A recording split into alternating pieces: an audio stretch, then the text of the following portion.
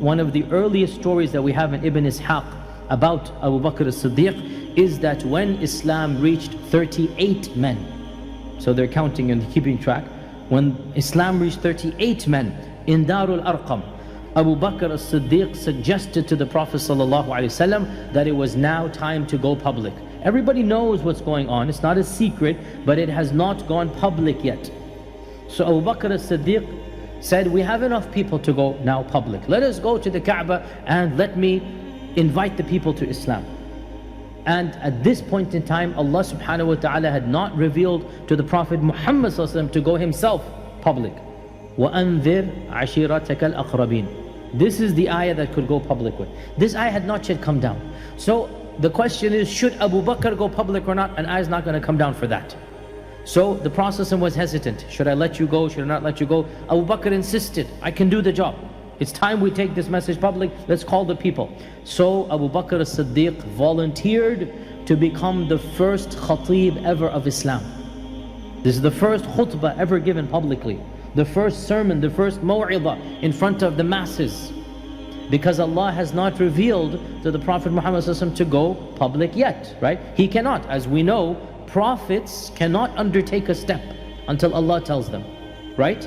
So Abu Bakr as-Siddiq wants to do it, and it's up to the Prophet to see whether he should let him or not. Initially he's hesitant, and Abu Bakr insists, I want to do this, let me take on. And so they agree on a certain time and place, and all of the Sahaba, they go and they station themselves in their tribal gatherings. Now what does this mean? So remember, every tribe had a place in front of the Kaaba, and that was their safe. Basically they're surrounded by numbers, they're going to be protected by their people.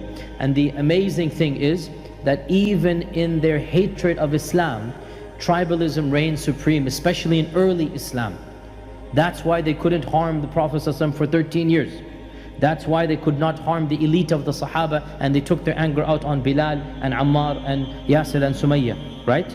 That's why this happened. So Abu Bakr as-Siddiq volunteered, and he went to the middle of the Maidan al-Kaaba, in front of the Kaaba. Nobody there other than Allah Azza wa Jal to protect him.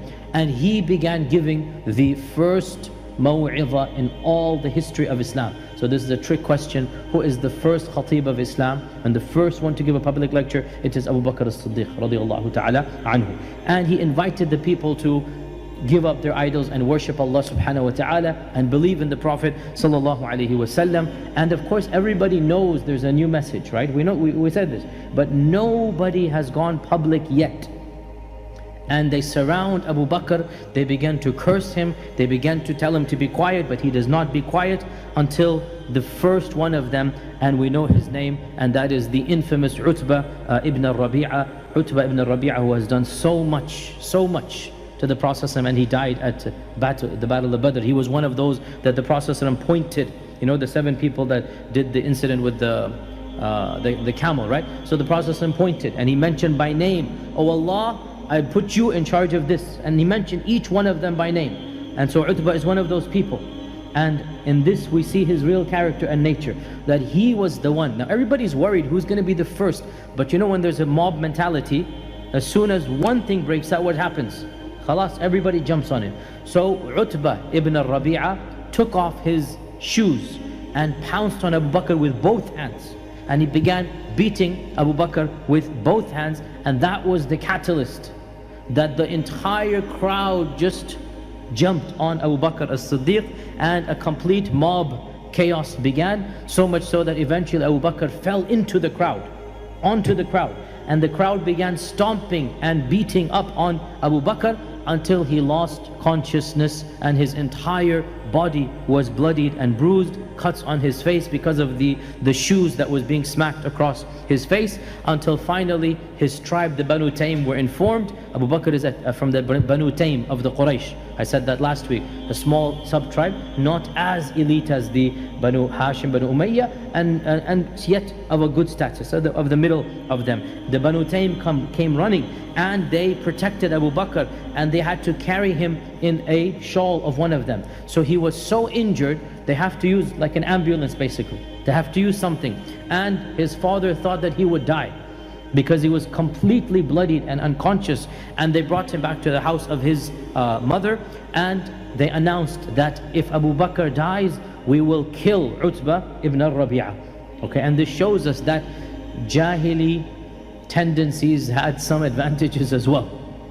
That they're so angry that they have harmed one of our own, that they're going to declare war against one of the most conspicuous members of the Quraysh, and that is Utbah ibn al-Rabi'ah. And his father Abu Quhafa is, coaxing him on his bed. He's in the house now, back on his bed. He's telling Abu Bakr, wake up, wake up. What we would do when he's unconscious. And Abu Bakr is completely bloody, head to toe, completely bruised.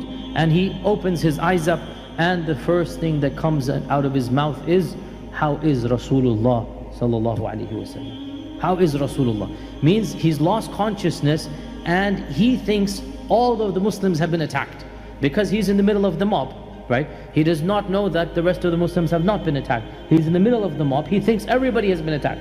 So when his father hears this, from tenderness and love, immediate 180 to cursing and getting angry. And this really shows us the bizarre nature really of parental love, right?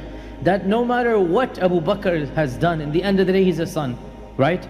And so at this stage when Abu Bakr is dying, Abu Quhafa is like, wake up, wake up. As soon as he wakes up and he mentions Islam, subhanAllah, all the enmity comes back in, right? And only a parent can understand this love-hate relationship with the children. So when he hears this, he just gets so angry and curses, and he leaves Abu Bakr with the mother. And Abu Bakr's mother's name, by the way, her kunya was al-Khair. al-Khair, that is her kunya, al-Khair. So he asks his mother, Ma fa'ala Rasulullah, how is the Prophet ﷺ? And his mother, now the mothers of course have a million times more love than the fathers, right? The fathers they have much more of a different relationship. Now the mother saying, eat, drink, and he says, no, until you tell me, how is Rasulullah sallallahu alaihi wasallam? So his mother says, Wallahi ma adri ma fa'ala sahibuk. I don't know what is the status of your friend. I don't know what is his status. I don't know, I'm in the house, you just come here. I don't know what is his status. So he says to her, go to Jamil bint al-Khattab, which is of course the sister of Umar ibn al-Khattab. Go to Jamil bint al-Khattab right now and ask her. Now because she's a lady, so Abu Bakr has to send her to another lady, because he cannot go to a man and ask her. So go to Jamil bint al-Khattab and ask her, is the Prophet ﷺ all right? And so what's she gonna do? She's a mother, her son's not eating and drinking, he's insisting to know. So she puts on her garment and she goes right then and there to the house of Jamil, the sister of Umar ibn Khattab. And of course, Jamil is a Muslim, but nobody's supposed to know that, right? It's secret, it's the whole point, it's Dar al-Arqam stage, right? So al-Khair, Abu Bakr's mother, goes to Jamil and says, my son is asking about the status of Muhammad ibn Abdullah, because she's not going to say Rasulullah, she's not a Muslim. My son is asking, how is Muhammad ibn Abdullah doing? And Jamil is now confused. Is this a trap? Is this a setup? What's going on? So she said, I neither know your son nor Muhammad ibn Abdullah. Meaning, what have I to do with these two men? Like, why are you coming to me? Of course she knows who they are, of course, she's Qurashi. But the point is like, why would I have any information about Abu Bakr or Muhammad ibn Abdullah? Okay, so she said, but he's insisting I come to you.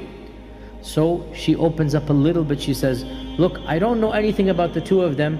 What if I come back with you and speak to Abu Bakr directly? Maybe then I'll figure out what he wants from me. Okay, so she's worried that I'm opening up to a stranger and I shouldn't open up. Maybe this is a trap or a setup. So she goes to the house of Abu Bakr as-Siddiq, and when she sees the status of Abu Bakr, and he falls into unconsciousness again, and his whole body is limp and bloodied and bruised and bandaged and swelling everywhere. When she sees the status of Abu Bakr, she lets out a shriek and she says that whoever has done this to you, may Allah curse him, may Allah get revenges on him. How could a people do this to anybody, to their most noble person? So in her voice now, Abu Bakr then is managing to open his eyes, and immediately he asks the same question. Ma fa'ala Rasulullah sallallahu alaihi wasallam? How is Rasulullah sallallahu alaihi wasallam? And Jamil says, your mother is here. Meaning, I can't answer this question. Okay, your mother is right there. So subhanAllah, look, there's so much, like, there's a secrecy. This is privacy here. Like, she's not supposed to know we're Muslims. And Abu Bakr as-Siddiq says, don't worry, we can trust her. So he knows his mother. She's not a Muslimah yet, but everybody knows their mother's soft spot.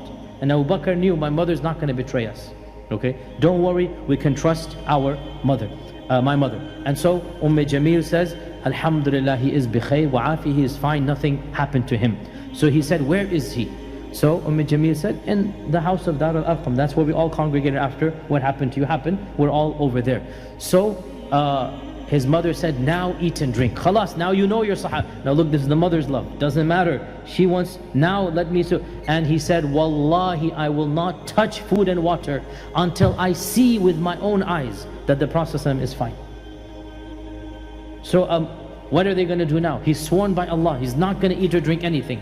So they wait until darkness falls. This is now, he's been bloodied and bruised. The same day, he does not want to eat and drink until he can verify that maybe she's just lying to me, or not lying, I shouldn't say, but just like, kind of sifting over so that I can eat and drink. I want to verify that he is fine. And so, bloodied and battered and bruised, when it goes dark, one hand on his mother and the other hand on Jamil, right? And of course, at this time, the laws of hijab and whatnot have not been revealed. In any case, these are times of exceptional. What are you going to do at this time? He is dragged by the two of them. He cannot even walk. He is dragged by the two of them in the darkness of the night to the house of Al-Arqam ibn Abil Arqam. And when he falls, when he sees the Prophet ﷺ, he literally falls upon him and hugging him and crying in his arms. And the Prophet ﷺ is greatly moved and distressed. And Abu Bakr as-Siddiq comforts the Prophet ﷺ and says, Wallahi ya Rasulullah, I am absolutely fine, don't worry. Other than, and there were gashes from, this was the shoes was being put, there were gashes in his face. Other than this gash, everything else is fine. Even though he couldn't even walk, he was bloodied and bruised. Imagine a crowd stomping, or a crowd kicking him. That's what they were doing. Until the Banu Taym come, at least 20-30 minutes must have gone by, and completely bloodied and bruised. But he's consoling the Prophet, I'm fine ya Rasulullah, other than this gash over here. And then he says, Ya Rasulullah, here is my mother. Now for the first time she's coming to Dar al-Arqam, right? Here is my mother, and Allah Azza wa Jal has blessed you. Call her to Islam and make dua that Allah guides her to Islam. Maybe Allah Azza wa Jal will save her from Jahannam. And so the Prophet ﷺ gives da'wah to al-Khair, and this is where she embraces Islam. So Abu Bakr's mother embraces Islam in the private stage of the da'wah. The first 2-3 years of Islam, Abu Bakr's mother embraces Islam.